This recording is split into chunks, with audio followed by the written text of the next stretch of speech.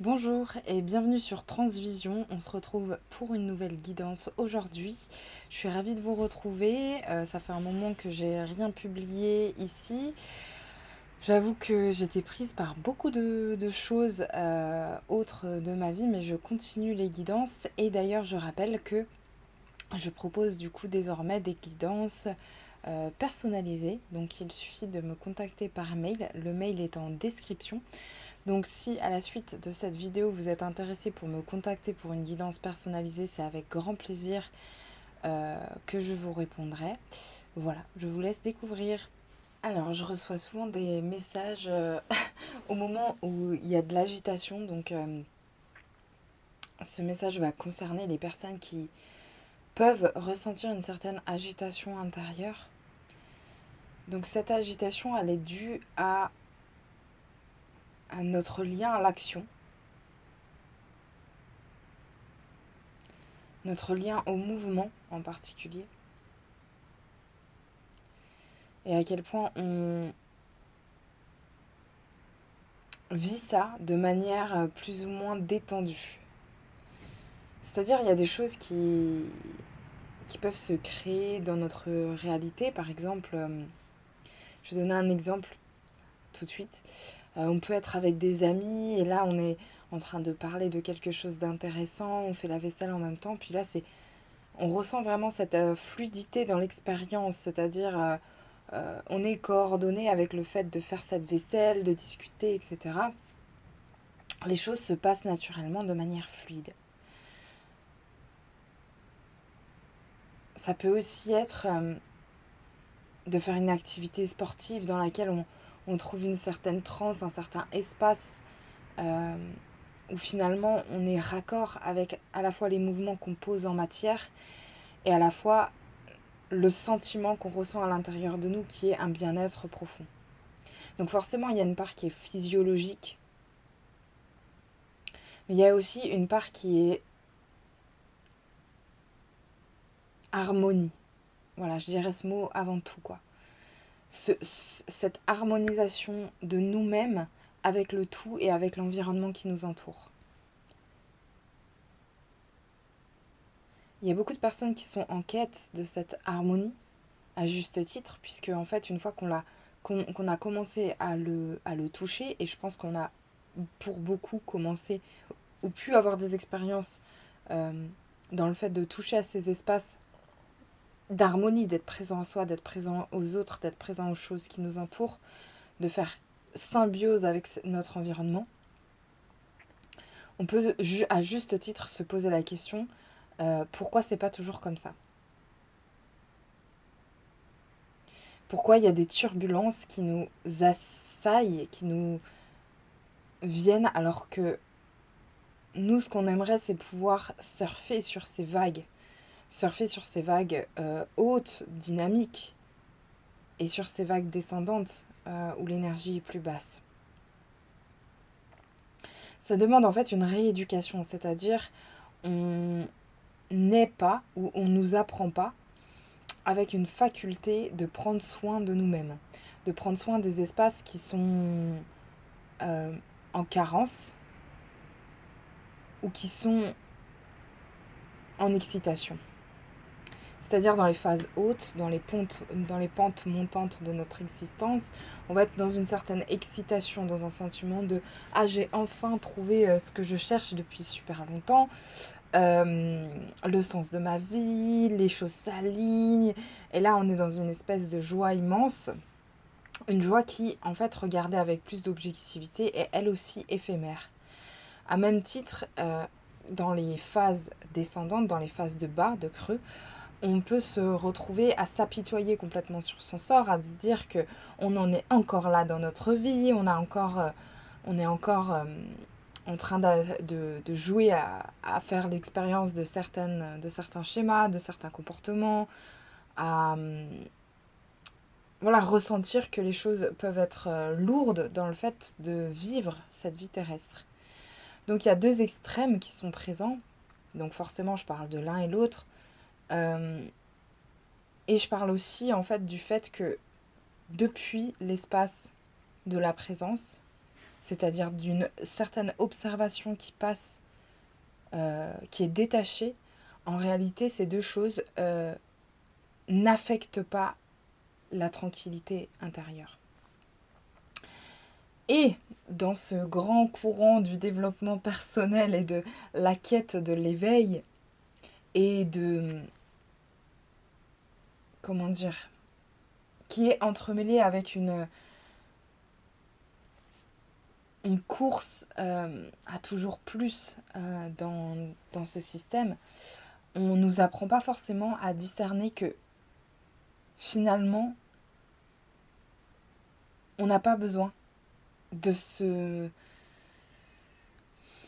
comment dire, de se valoriser ou de se dévaloriser sur ce point. C'est-à-dire que quand on revient à cet espace de paix et de tranquillité intérieure profond, il n'y a rien qui peut en réalité nous atteindre, ni la valorisation ni la dévalorisation. Et je parle de ça parce que, avant tout, c'est intérieur, c'est-à-dire que les personnes qui vont refléter ça à l'extérieur de nous vont toujours en fait nous parler de nous-mêmes, nous parler de comment on se traite nous-mêmes. Pour moi, il y a vraiment une notion de se regarder en face, de regarder en face ce qui est présent, qu'est-ce qu'on vit là à l'intérieur, et de pouvoir aussi regarder que c'est éphémère.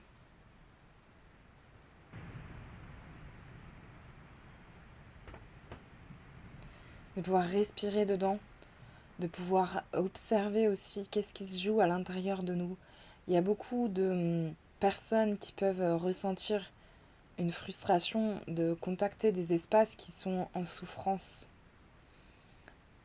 C'est-à-dire, on n'est pas forcément enclin à prendre soin de ces espaces, à prendre du temps pour accueillir ces espaces et pour leur demander qu'est-ce qu'elles ont besoin. On ne nous apprend pas à ça.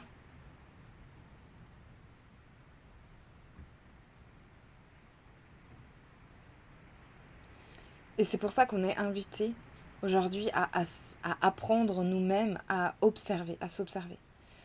À observer ce qui se passe à l'intérieur pour regarder finalement avec un point plus neutre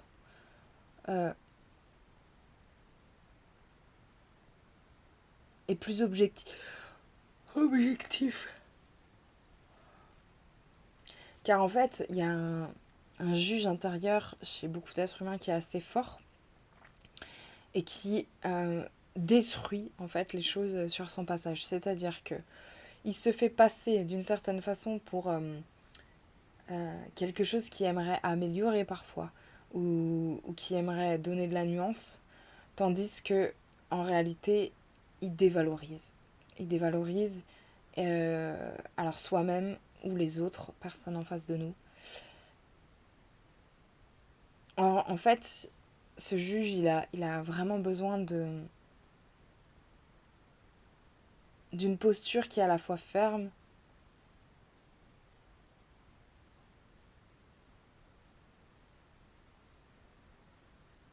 et d'une nouvelle mission. C'est-à-dire que souvent, on peut tomber dans ce genre de schéma parce qu'on est trop, finalement, décentré de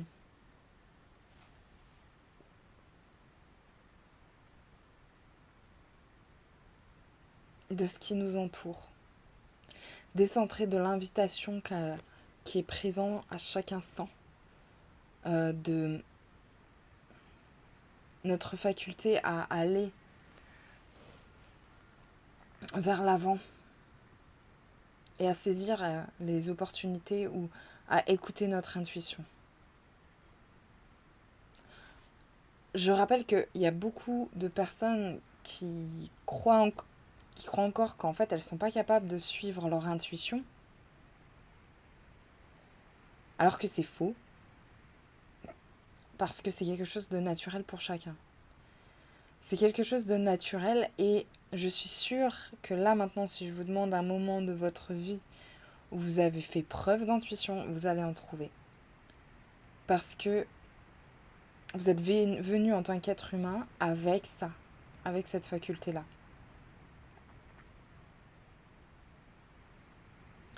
Et pour suivre son intuition, ça demande aussi à se détacher des attentes et à juste être dans la réceptivité.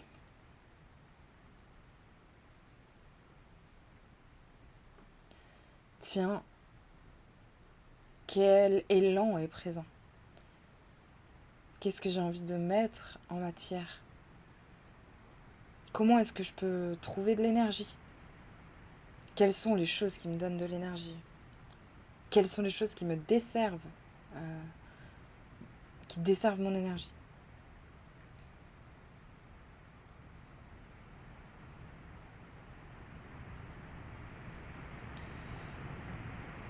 Parfois, les choses, elles sont un peu brutales pour une bonne raison, c'est que finalement, on a besoin d'être secoué.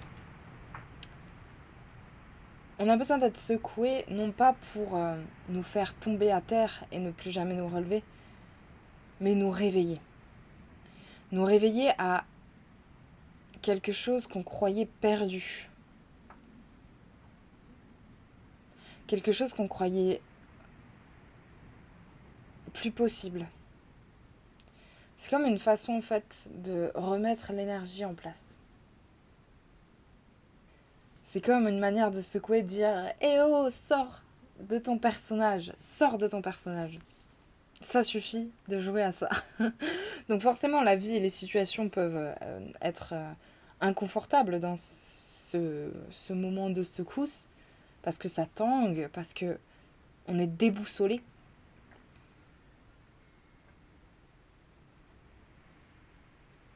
Et que les repères ne sont plus aussi présents.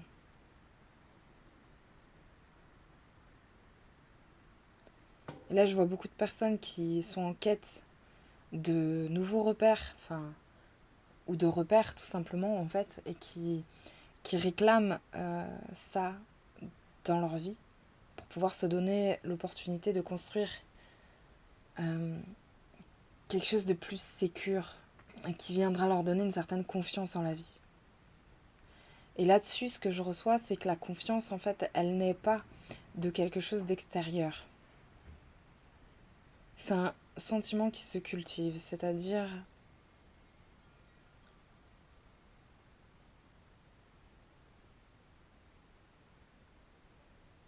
je peux avoir foi que si je me lève et que je vais aller chercher un verre d'eau, euh, mon robinet va couler. Donc j'ai la foi. J'ai la foi que ce verre d'eau apparaisse et que j'ai la sécurité de répondre à un de mes besoins vitaux, qui est celui de boire. Donc j'ai confiance au fait que la vie pourvoit à mes besoins, puisque je me trouve dans une situation où elle le fait déjà. Donc finalement, c'est observer en quoi est-ce que j'ai déjà confiance. Dans quelle chose j'ai déjà confiance et qui me permet d'augmenter ma faculté à aller dans la vie avec cette sécurité. Oui, c'est une question de vision. C'est votre façon de voir les choses qui va influer sur votre sentiment de sécurité et qui va amener à certains repères. Et c'est aussi, donc dans la deuxième partie de cette réponse, une observation que rien n'est sûr dans l'avenir.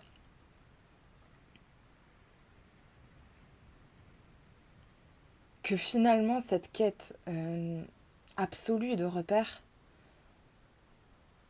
elle est vaine. Elle part d'un espace où, pardon, on a soif, on est en manque, on est asséché, on est déconnecté de notre essence divine. On est déconnecté du tout. On est effrayé. En étant effrayé, on se met à s'agiter. Et la réponse de notre corps, physiologiquement parlant, c'est du stress. C'est réveiller le système parasympathique. En réveillant ce système, on vient donner une information en fait de j'ai peur, la vie me fait peur, les circonstances me font peur, j'ai peur d'être moi-même. C'est quelque chose de vachement archaïque, de vachement primitif. Et c'est pas forcément évident d'être là-dedans. Et c'est pour ça qu'un entraînement à l'observation corporelle est nécessaire. C'est-à-dire revenir maintenant, là tout de suite, à ce qui est. Ok, comment je me situe là tout de suite dans mon corps? Est-ce que je me sens plutôt à l'aise, détendue? Est-ce qu'il y a des zones qui sont douloureuses? Est-ce qu'il y a des zones qui sont tendues? Et pas forcément commenter avec «Oh non, j'ai encore cette douleur au niveau de mon ventre», mais plutôt juste l'observer et respirer dedans, respirer avec. Il y a une question qui me vient à l'esprit: qu'est-ce qui nous pousse à agir plutôt avec peur qu'avec confiance? Eh bien, en fait, c'est revenir à la base qui nous fait voir ça, c'est-à-dire notre histoire, dans l'histoire de l'humanité, l'humain n'avait pas autant de sécurité matérielle qu'aujourd'hui. Donc il était forcément plus en proie à être chassé et en danger. Et donc il a développé cette faculté d'être aux aguets, d'être en vigilance. Voilà. Et donc la plupart d'entre nous, dans notre inconscient très très lointain, mais qui survient maintenant, qui agit encore aujourd'hui, le mécanisme naturel, c'est ça. C'est cette hypervigilance.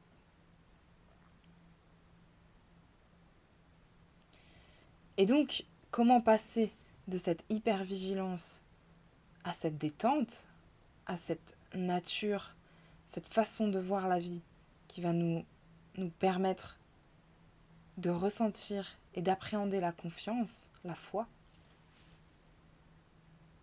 Eh bien, c'est à travers un exercice quotidien.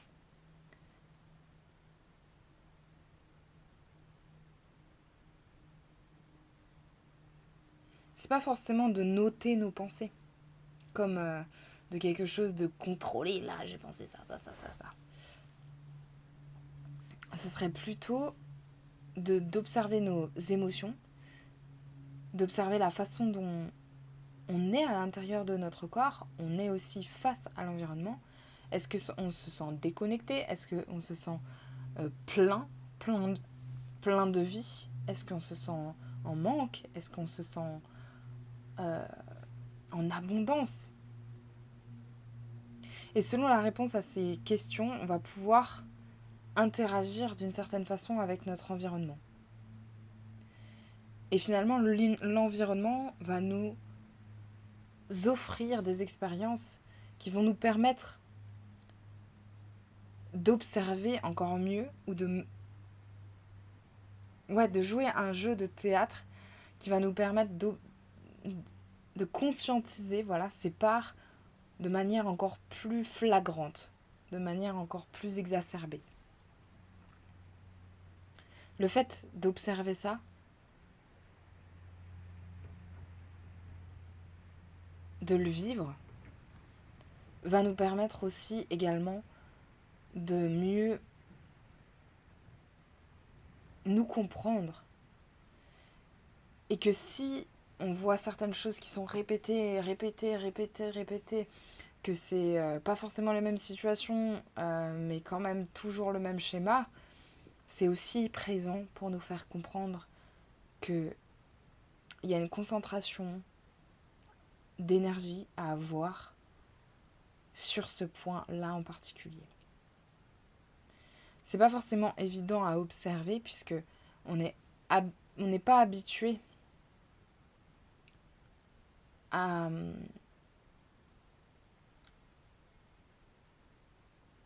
voir que la vie nous veut du bien et que à travers cette expérience du fait de nous montrer ces schémas,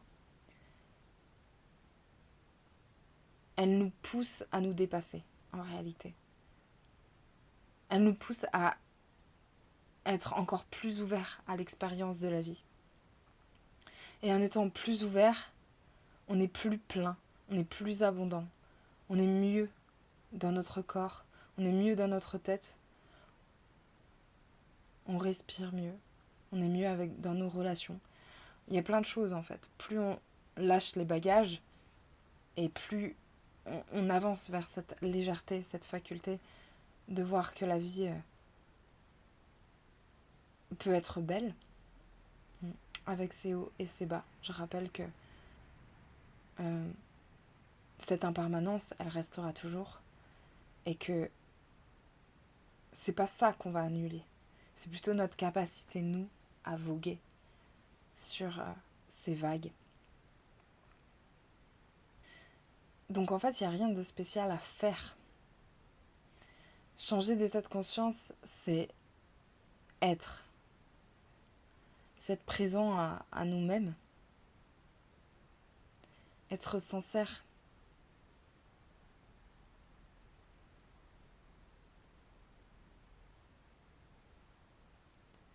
C'est essayer aussi.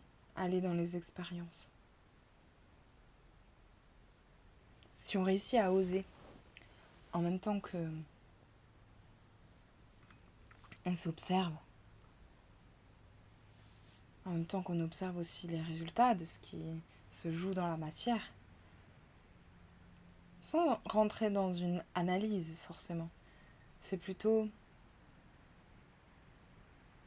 une prise de recul, une mise en perspective.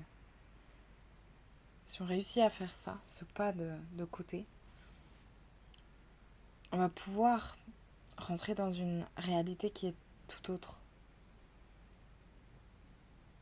Où chaque chose est une invitation à l'évolution. Où chaque chose est une invitation à s'aimer et à se découvrir encore plus.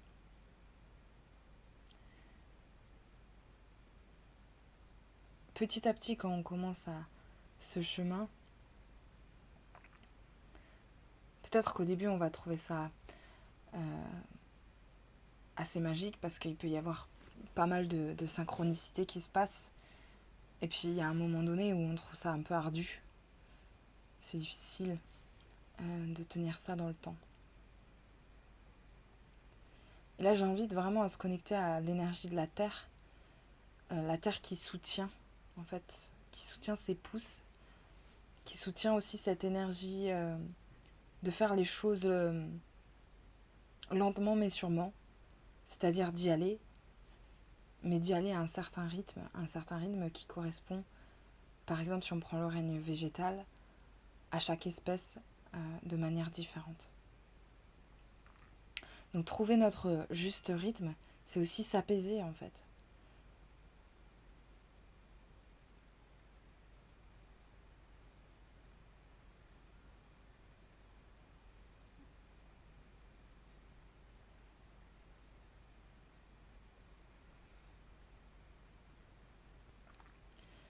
Et pour information, l'évolution, comme je l'entends, c'est pas un processus qui est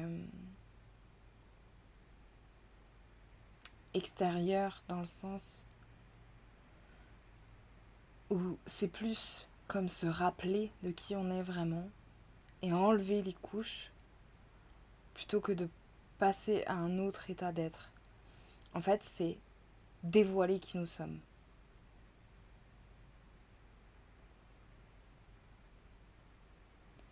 Et qui nous sommes est vraiment infini. Et notre nature est vraiment infinie. Et nous sommes invités à nous le rappeler, à être dans cette justesse, dans cette justice même vis-à-vis de nous-mêmes, d'être dans ce rappel que nous sommes des âmes divines dans une expérience divine, qui rayonnons de manière divine.